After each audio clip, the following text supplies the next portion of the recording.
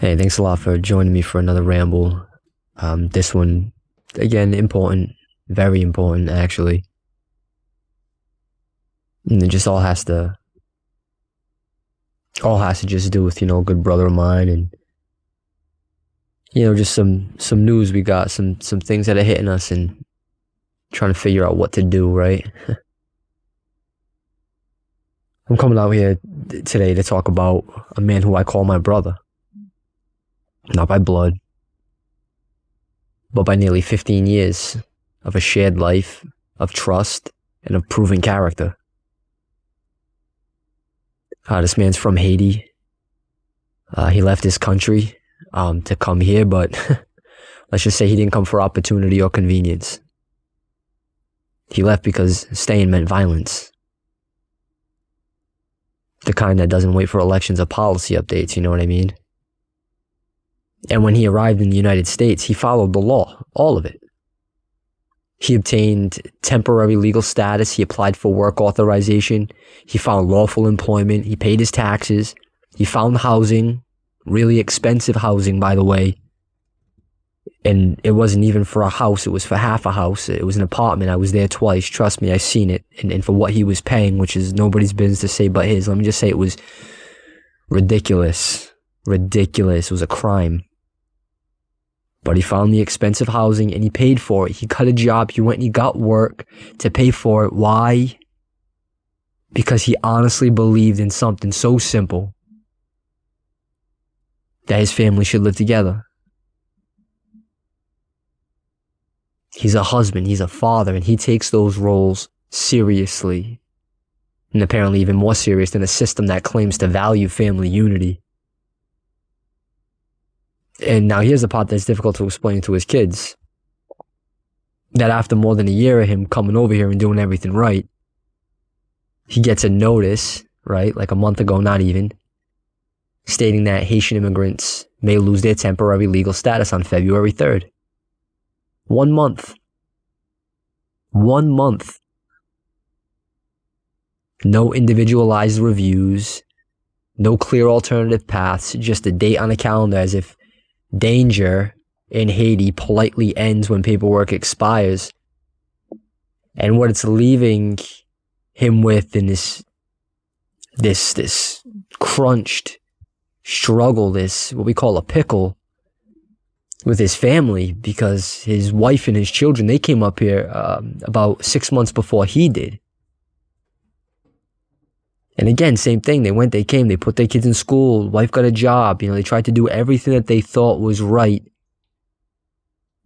to, appease America's laws and to also do what's right, man. I mean, they're a family. They love each other. But all that to say, like, they want to send, people back to their country. And,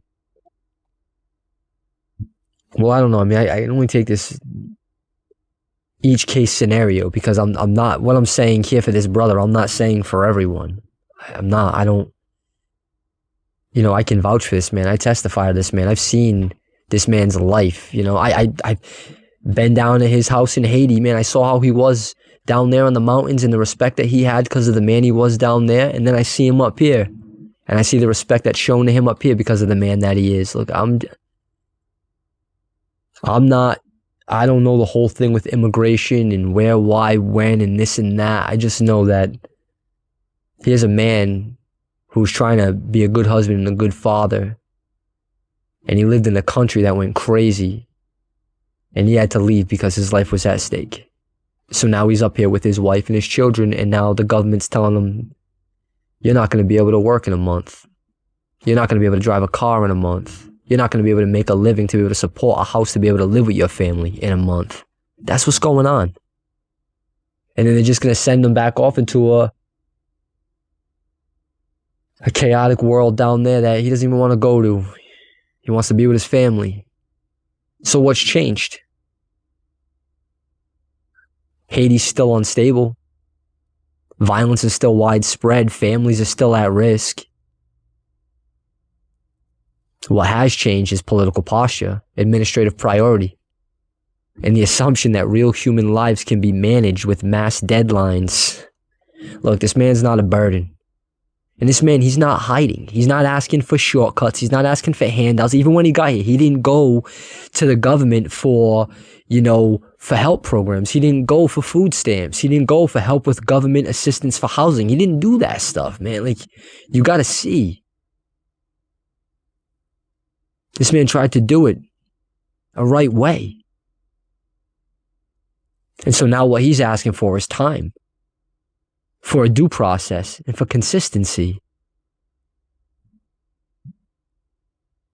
And anybody who's hearing this now, anyone who knows anything, anyone with influence, whatever, like let me ask, what legal avenues are being made accessible now? Not theoretically. What protections exist for families who complied fully with the law? And how do we justify separating parents from their children when no crime, no deception, no neglect has occurred? Answer me that. I'm not asking for any kind of special treatment for this man. He's not asking for any special treatment. We're asking for fair treatment. We want to remain together, as one family, working, contributing, helping, just enjoying one another's company with the little time in this world that we have. This shouldn't be a controversial matter. But tonight, apparently, it needed to be said out loud. And so that's where my thoughts are tonight. So, thanks for listening.